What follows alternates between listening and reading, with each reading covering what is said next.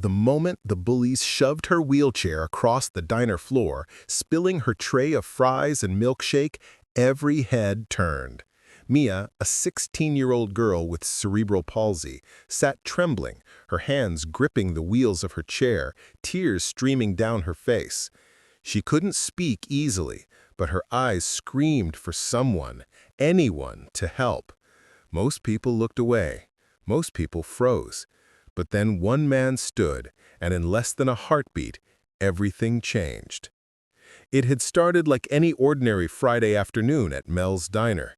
Mia loved the place, the smell of fresh fries, the jukebox playing soft oldies, and the quiet corner where she could read her favorite book while sipping chocolate milk. She rolled in slowly, pushing herself with practiced precision, wearing her favorite lavender hoodie and jeans, her brown hair in a neat braid. She didn't notice the group of teenagers lingering near the counter, their sneers and laughter barely hidden. "Watch this," one of the older boys whispered, elbowing the smallest among them. Before Mia could react, the first bully lunged, pushing her wheelchair, her tray tipped, fries scattered, milkshake splattered across her hoodie. The sound of it hitting the floor was sharp and horrifying. "Ha! Look at her go!" one boy laughed cruelly. Mia tried to keep her balance, but her chair was heavy and awkward for her to maneuver in a panic. Her eyes darted around, pleading, and she whispered, "Please stop," but the words barely formed. Most patrons avoided eye contact, pretending to be engrossed in menus or phones. That's when the bell above the door jingled, and in walked Daniel Hayes, a man in his late 30s, dressed simply but neatly, in a gray button-up shirt and dark jeans. His broad shoulders and calm demeanor gave him a presence that made the diner feel smaller and quieter somehow. His brown hair was slightly tousled, and his hazel eyes swept the room instantly, catching the scene unfolding at the corner booth. He didn't hesitate. "Hey!" Daniel's voice cut through the noise like a whip. "Leave her alone!" The bullies froze, momentarily stunned. Who are you?" one stammered, trying to recover his bravado. "I'm the guy who doesn't stand by while cowards attack someone smaller than them," Daniel said, stepping closer. His hands were relaxed, but the strength in his stance was unmistakable. "Now get out of her way." For a 10-second, it seemed like the bullies might push back, but something in Daniel's gaze, steady and unwavering, made them reconsider. He wasn't yelling. He wasn't threatening with fists. He didn't need to. His presence alone demanded accountability. Finally, the tallest of the boys muttered, "Whatever," and they stumbled toward the exit, their laughter replaced by muttered curses. Daniel knelt beside Mia, careful not to overwhelm her. "Are you okay?" he asked softly, his voice filled with genuine concern. Mia nodded, her eyes still wide and teary. "Thank you," she whispered, her voice shaky. "It's okay. You didn't deserve that force." He gently adjusted her tray, helping her gather the fries that could be salvaged, and even poured the remnants of the milkshake into a clean cup from the counter. Mia's mother, sitting a few tables away and clutching her purse with trembling hands, finally exhaled. She had been frozen in shock, not knowing whether to intervene or leave things to the diner staff. "Thank you," she said, her voice tight, looking at Daniel with disbelief.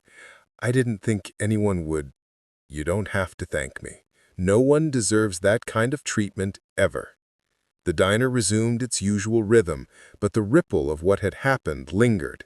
Patrons who had ignored Mia before now whispered quietly to each other about courage and kindness. Some even approached the counter to buy her a dessert or offer a word of comfort. But the story didn't end there. An hour later, the diner's phone rang. It was the principal from Mia's high school. When her mother answered, she was told that the bullies had tracked the bullies who had bragged about their attack online. The local news had picked up the story thanks to a viral video taken by a bystander. Within the hour, the community had mobilized. Parents, neighbors, and local activists flooded the diner, not to cause chaos, but to show support. By the time Daniel stood to leave, the diner was filled with people who wanted to meet the girl he had protected. Flowers, letters, and handmade cards were presented to Mia, whose teary eyes now shone with awe and gratitude. She couldn't have imagined such a response when she first entered the diner that afternoon, thinking her world was cruel and indifferent. Daniel, humble as ever, shook a few hands and offered quiet encouragement. "She's brave," he said, motioning to Mia. "That's why I stepped in. Never underestimate bravery, no matter how small it seems." The diner owner, who had watched everything unfold from the counter, finally spoke. "Sir, you didn't just help a girl. You reminded everyone here what's right." Daniel smiled faintly. "Sometimes people just need a reminder. That's all." As he walked out the door, the bell jingled behind him, leaving Mia surrounded by love, care, and community support she had never imagined. The bullies, in contrast, faced real consequences and the harsh reality of their actions. Mia's mother pulled her close. "See, you're never alone," she whispered. Mia smiled through tears. "I knew someone would help me. I just didn't know it would be someone like him." And for the first time in hours, in the middle of a small-town diner filled with ordinary people, a disabled girl felt extraordinary protection, compassion, and hope, because one act of courage, quiet, firm, unwavering, had transformed what began as humiliation into an unforgettable story of justice, humanity, and community.